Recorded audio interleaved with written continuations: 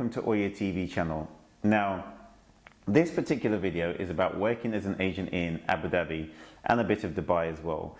The rules are slightly different. Dubai has a bit more stricter rules than Abu Dhabi. If you've watched my videos before, you'll know that I'm quite direct. I will always tell things the way that it is, the truth, not basically what people want to hear.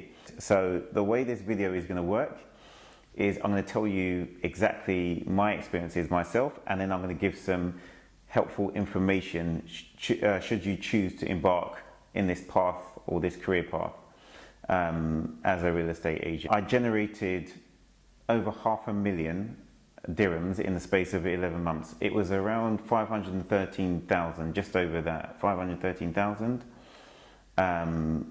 over the space of 11 months. So I had a pretty good successful time. Finding a job within the real estate industry is easy.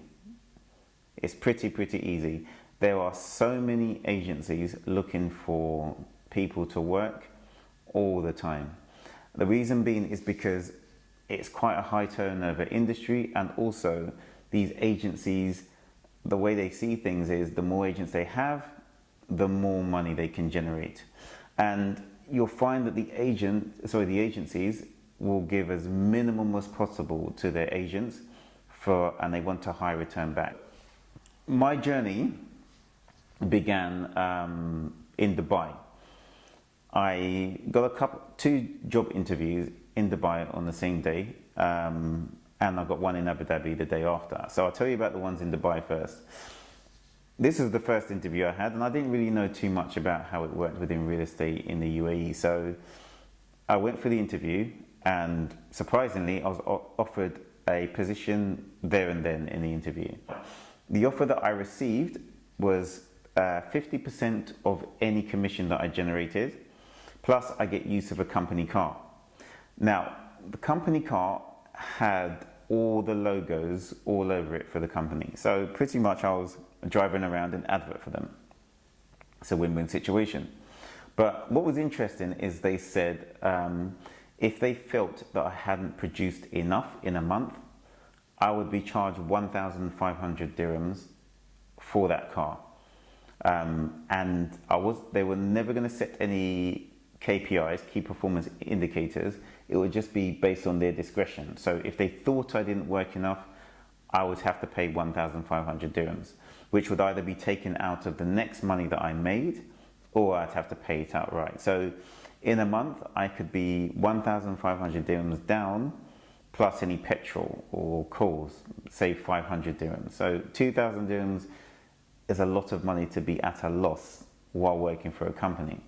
Now, after leaving that interview, I had a call from another agency, and this agency, I went to go and visit them while I was in Dubai.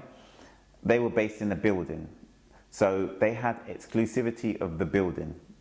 When I walked in, I had to sit in a little reception area. It was a tiny reception area, the office was small. I could see into the office, and I noticed they had only three agents working for them. Now, what was interesting to me is one of the agents was staring up into the sky, another one was playing with their phone, the other two, were playing with their phone. In the 20 minutes that I waited, not one call. So I knew as an agency that was not busy. Now, the person who interviewed me was a nice enough person. He offered me 2,500. I like his comment. He said the 2,500 was just to make sure that the agents do not starve. As I said, they give the bare minimum, okay? And I would also get 50% of anything that I generated in commissions. After leaving there, I went to go and look some properties for myself to live in, and I found another agent. This particular agent, his phone was constantly ringing, so I asked him which company he worked for, and cut a long story short, I managed to generate an interview with the company he worked for. This is based in Abu Dhabi, which is my preference. Now, this company offered me 4,000 and a staggered commission structure. So it was 25% of anything up to 15,000 that I generated, 30% between 15,001 and 25,000, and 35% on 25,001 and above. Okay, plus I'll get allowances of 800 a month, 800 dirhams a month for car and phone. Okay, I decided that I'll take their offer, and what I found when I began working with them is exactly how it works within agencies. Basically, you get little or no training whatsoever. The director asked me to follow someone else, and the particular person was a lady who'd only been in the industry for 3 months.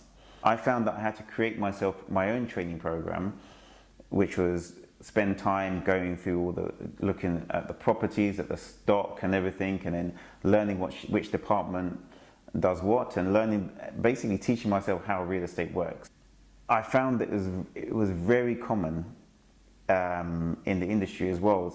Not long after you start working, especially where I worked, within a week, the director was already asking me for deals, despite not giving me any training. Daily, this was happening. So it's quite a high pressure industry to be in. That's really my experience within real estate. Brief experience. Well, it's a brief summary of my experience. Okay, I learned a lot, and I want to pass on this information to you as the best way to work within this industry to make it successful for you. So I want to give you a few pointers. Like, number one thing that the director taught me, which probably the only thing that was really useful to me that she taught me, was to focus on an area. Now, that was key, because when you focus on an area, you know your stock, you know where everything is, you know your prices. It makes a huge difference when you deal with your clients, because you automatically know what you're talking about. So that is hugely important. Focus on an area. Some agencies, they'll have you going across the entire of Abu Dhabi, which is impossible for you to know, or the entire of Dubai. It's impossible, it's too big, and you end up spending a lot of money with zero return. Okay, now one thing I did is I made sure I didn't follow the crowd.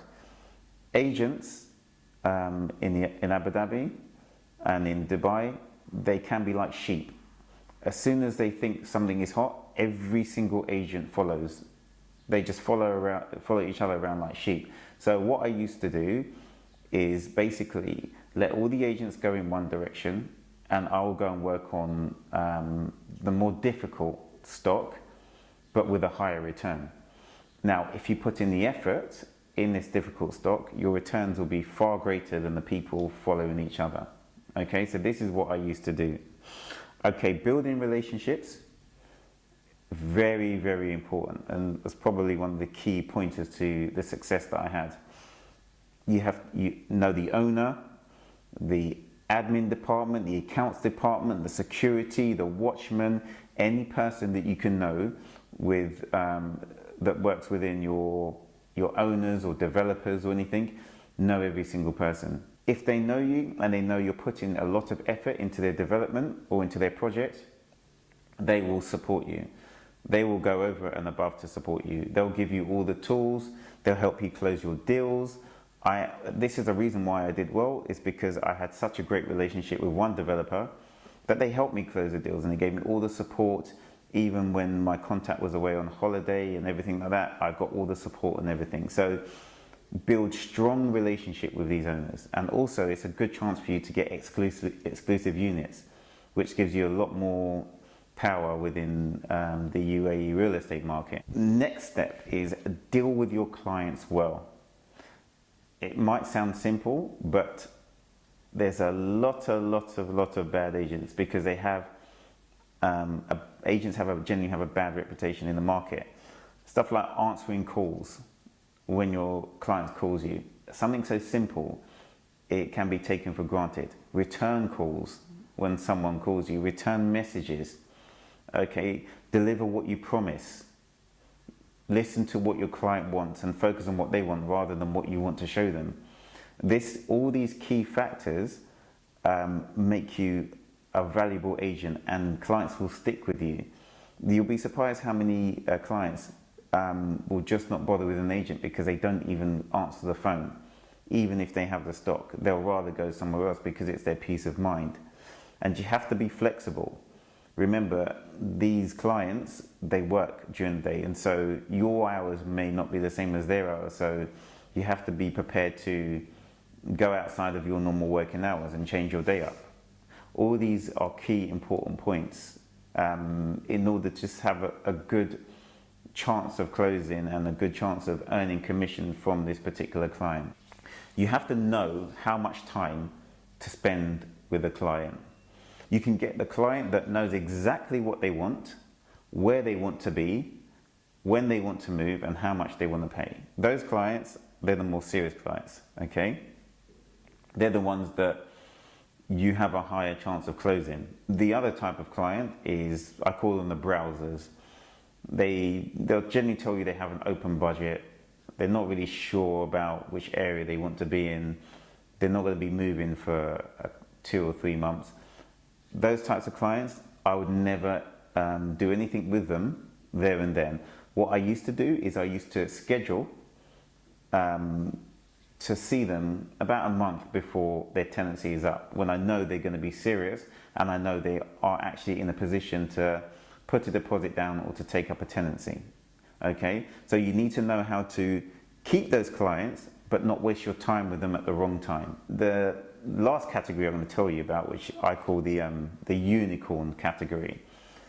These are clients who have an image of a property in their head, which has every single thing that they want, but the image doesn't exist, but they are going to search the entire of the country for it. These types of clients will be with several agents. So you might be showing something that another agent has shown. I personally never deal with those clients. What I do, like I said to you, I don't follow the crowd. I leave it to the other agents to all be taking them around, because I know that these types of clients will take you across the entire country and you may not get anything out of it, and you'll end up at a loss. And time is very, very important here. Time is money. For yourself, when you're going to work for an agency, what I say to you is choose the agency wisely. Look at the agency when you go to the interview. Do some background research on the agency. An agency should provide you with a salary. They should pay for your visas. Okay. They should also be strong in the market, and even better, have some exclusivity. When I say pay for visas, some agencies will try to make you pay for your own visa out of the commissions that you make. You don't want to be going to those agencies because they're not serious agencies. You have to invest in the agent to get the best out of them. Okay, I hope this has been useful, and if you choose this as a career, if you can follow the points I've given you, you'll find that you'll get a lot more success. Thank you for watching. Please subscribe, like, share, comment, and look forward to seeing you on another video. Have a great day.